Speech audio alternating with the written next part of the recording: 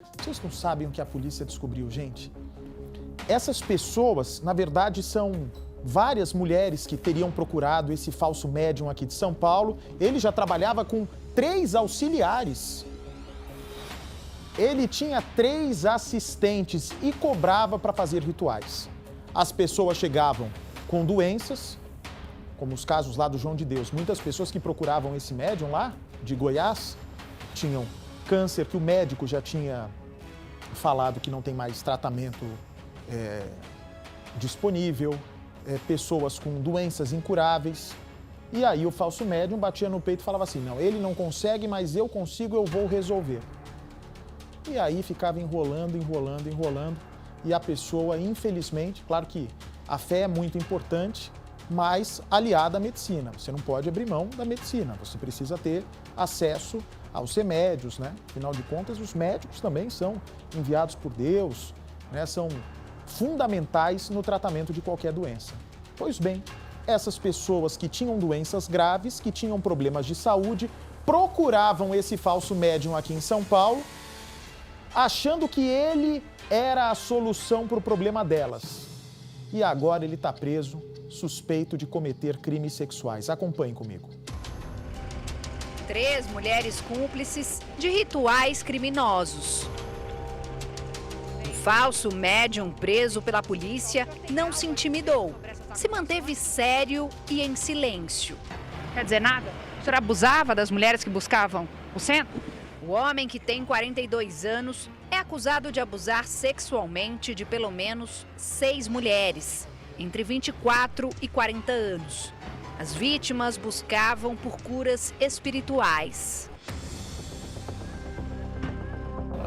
A maior parte delas eram pessoas com problemas de saúde, tá? O que elas procuravam lá eram questões de saúde, não era uma questão financeira.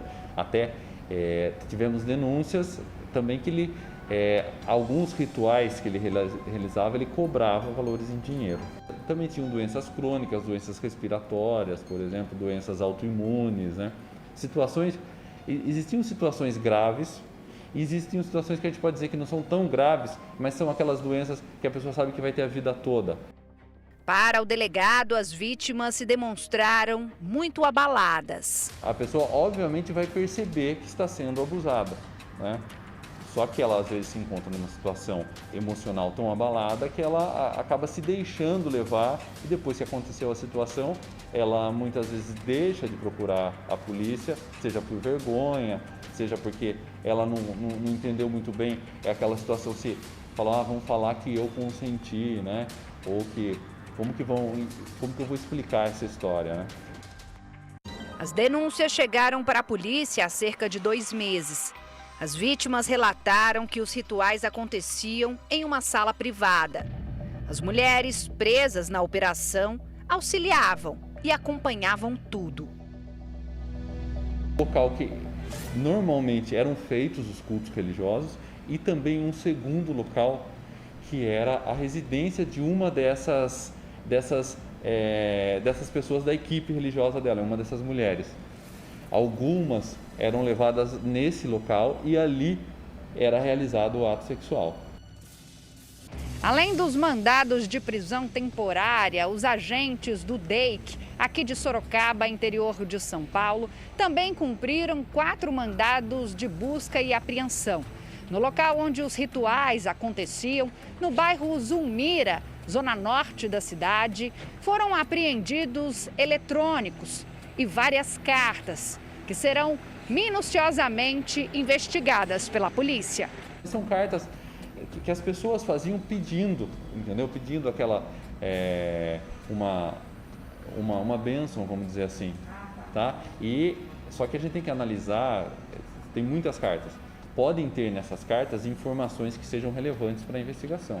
Em depoimento para o delegado, o falso médium negou todas as acusações que recaem sobre ele. O conteúdo das oitivas das mulheres é mantido em sigilo. A polícia não soube precisar há quanto tempo o falso médium atuava de forma criminosa. Mas uma das vítimas relatou ter sido estuprada há cerca de 4 anos. O delegado acredita que outras mulheres apareçam também para denunciá-lo.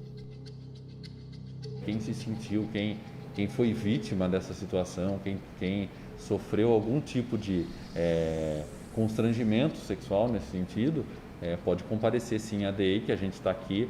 Até esse é um dos objetivos dessa divulgação, tá?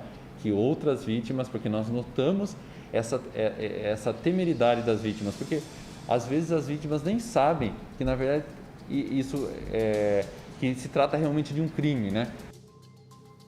Agora, o cara disse que tem o poder da cura, tem o poder de antecipar fatos. Não conseguiu antecipar que seria preso não dessa vez, né, Percival? Exatamente. Você vê que no caso, o enquadramento formal é realizar o ato sexual mediante fraude.